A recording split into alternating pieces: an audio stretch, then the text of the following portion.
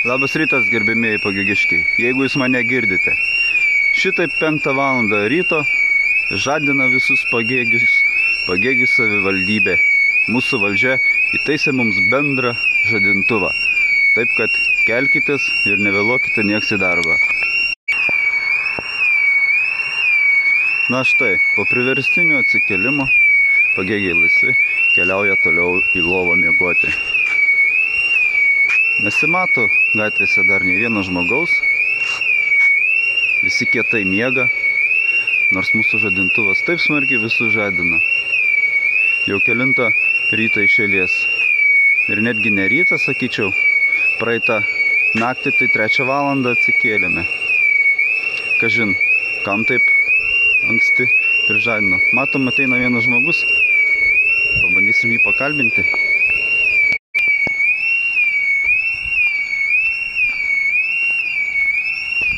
Labą ryt. A nuo žadintuvo atsibudot? Ne. Šiaip tai nelabai girdėjau, bet jau vėl.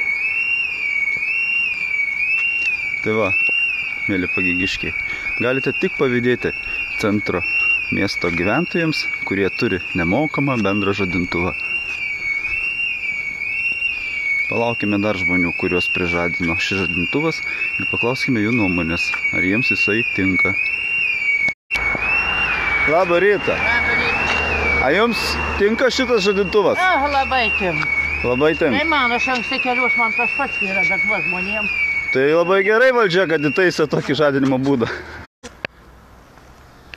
Na, galų gale signalizacija nustojo, kaukusi apie pusę valandos.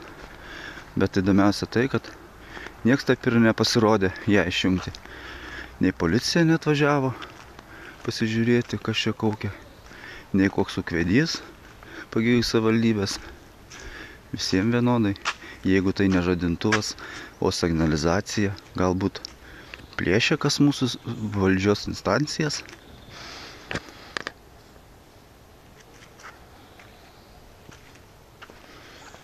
Kągi, visiems, kas atsibudo, geros dienos, o kas miega, tai praleidot gerą progą paklausyti malonios melodijos.